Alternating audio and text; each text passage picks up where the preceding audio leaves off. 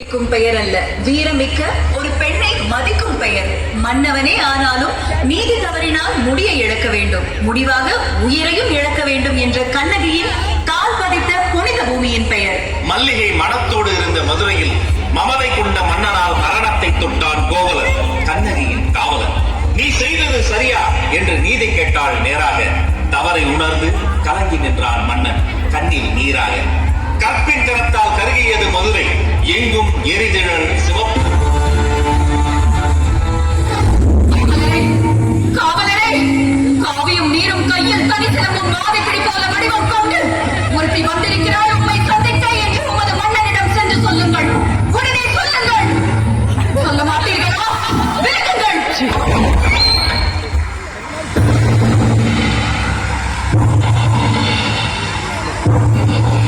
அரண்மனை காவலர்களை மீறி ஆவேச கோலத்திலே உள்ள நுழைந்திருக்கும் நீ யார்? நீதியின் இலக்கணமாய் பெற்று பெருமை கொண்ட திருமாவளவன் கரிகால் சோழனது பூம்புகாரே எனும் ஊர். பெருவணிகன் மாசாத்துவானின் மருமகள். என் பெயர் கண்ணகி. உனது முறையீடு என்னவோ? நீதி வடுவான் நெடுஞ்செழிய பாண்டியனை துணிந்து இகழ்ந்துரைக்க வந்திருக்கும் கண்ணகி. உனது கொடுங்கோல் அளித்த அவசர தீர்ப்புக்கு ஆளாகி கொலையுண்ட கோவலன் மனைவி கண்ணகி நான் என்பதையும் அறிந்திடுக அரசே, அறிந்திடுக. ஓ, கோவலன் மனைவி, சிலம்பு திருடிய கல்வனின் மனைவி. யாகாவராயினும் நாகாக்க மன்னா, நாகாக்க. யார் கல்வன்?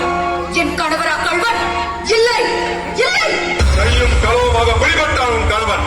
கல்வனை தமிழகத்தில் நீதி கொல்லாமல் விடாது என்பது உனக்கு தெரியும் அல்லவா? கொற்றவனே, குடை நிழலில் குஞ்சரம் மூர்ப்பவனே, எண்ணிப்பார். கொலு மண்டபத்தில் விசாரிக்கப்பட வேண்டிய வழக்கு கோயில் மண்டபத்தோடு முடிவானே. சிந்தியுங்கள், நன்றாக சிந்தியுங்கள். குற்றம் சாட்டப்பட்டவரின் மறுப்புகளுக்கு மதிப்பு தராமல் கொலைவாளின் வேலை அவ்வளவு அவசரமாக நடைபெறுவானே. இதற்கு பெயரா நீதி? இதற்கு பெயரா நேர்மை? இதற்கு பெயரா நியாயம்? இதற்கு பெயரா அரசு? உனக்கு பெயரா அறம் காக்கும் மன்னன்? கண்ணகி, உன் கணவன் கையில் இருந்தது அரசை கோப்பரம் தேவியின் சிலம்பு. கோப்பெருந்தேவியின் சிலம்பில்லை, கோவலன் தேவியாம் என்னுடைய சிலம்பு. நம்ப முடியவில்லை என்றால் உன்னை யார் நம்ப சொல்கிறார்கள்? நீ யார் நம்புவதற்கு? உன் மீது வழக்குரைக்க வந்தவள் நான். குற்றவாளி நீ. நான் குற்றவாளியா? ஆம், நீ குற்றவாளி. அதனால் தீர்ப்பளிக்கும் உரிமை உன் கையில் இல்லை. இதோ இருக்கிறார்கள் பெருந்தன்மை பெரியோர்கள். இவர்களே இப்போது நீதிபதிகள். இவர்கள் உரைக்கட்டும் நல்ல தீர்ப்பு. கோப்பெருந்தேவியின் சிலம்பை கோவலன் திருடினான் என்பது குற்றச்சாட்டு. அதற்காக மரண தண்டனை. அது ஆராயாமல் அளித்த தீர்ப்பு. அதற்கு மன்னன் பொறுப்பு. இது என் வழக்கு. வழக்கிற்கு என்னமா ஆதாரம்? ஆதாரம் இதோ இந்த சிலம்பு. இதற்கு இணையான மற்றொரு சிலம்பை தான் என் மணவாளன் விற்க வந்தான். மாபாவிகள் அவரை கொன்று குவித்து விட்டார்கள். அப்படி என்றால் அரசி அணிந்திருக்கும் சிலம்பு அவைகளில் ஒன்று என்னுடையது. அதற்கு ஆதாரம்?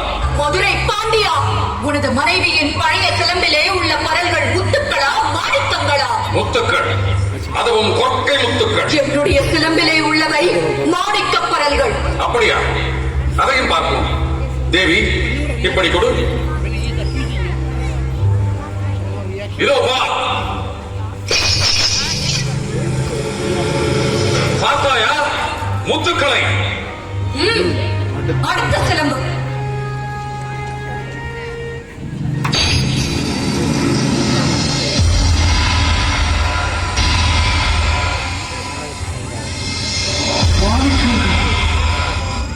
மாணிக்கங்கள் அல்ல, ரத்த துளிகள். தர்மத்தின் கண்கள் வடிக்கின்ற ரத்த துளிகள். பாண்டியா, உனக்கு இன்னும் சந்தேகம் இருந்தால் இதோ என்னுடைய மற்றொரு சிலம்பு. மாணிக்கங்கள். அமைச்சர்களே, அரும்பெரும் சான்றோர்களே, இதற்கு என்ன பதில்? தலை தொங்கிவிட்டதா? நீதி கவிழ்ந்து விட்டதா? வாய் அடைத்து விட்டதா? நெடுஞ்செழிய பாண்டியனின் நரம் வரம் திறம் அத்தனையும் மண்ணோடு மண்ணாக கலந்து விட்டதா? ஆயிரம் ஆயிரம் எதிர்த்து வந்தால்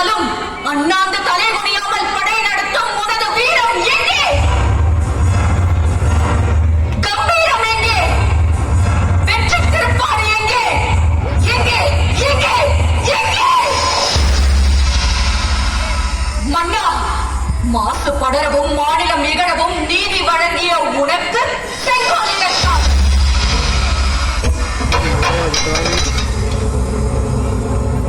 மாபாதகம் புரிந்த உனக்கு மணிமுடி எதற்காக?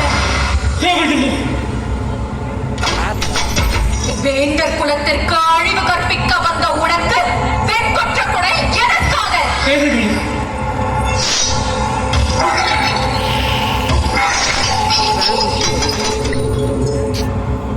டைமிங் மிஸ் பண்ணிட்டோம்.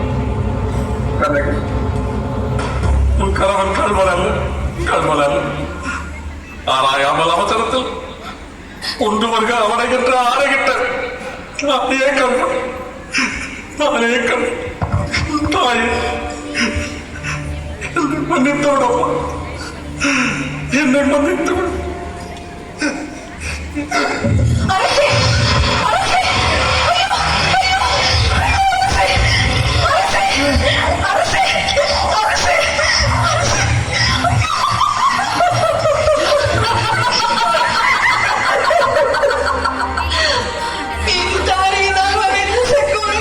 உங்கள் ஊரையே கொடுத்து நிமிர்த்தி விட்டீர்கள் அரசே, நிமிர்த்தி விட்டீர்கள்.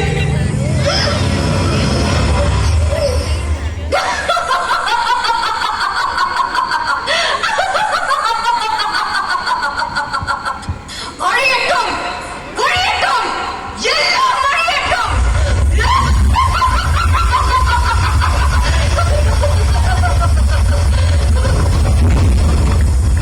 என் நெஞ்சிலே உண்ட நெருப்பே,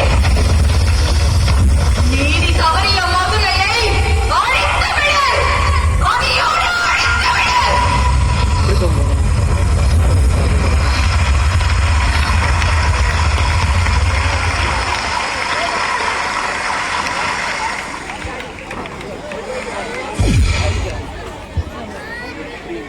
தவறான தீர்ப்பினால் மன்னன் தன் உயிரை இழக்க நேரிட்டது. இன்றைய காலகட்டத்தில் வாழும் பிள்ளைகள் தாங்கள் செய்வதுதான் சரி, தாங்கள் செய்வதுதான் நியாயம் என்று வாழ்ந்து வருகிறார்கள். இம்மாதிரியான பிள்ளைகளை பெற்றோர்களாகிய நாம் கண்ணால் காண்பதும் பொய், காதால் கேட்பதும் பொய், சரியான வழியில் நடப்பதே மெய் என்று அவர்களுக்கு கற்றுக் கொடுத்து எதிர்கால வாழ்வை காப்போமாக. நன்றி, வணக்கம்.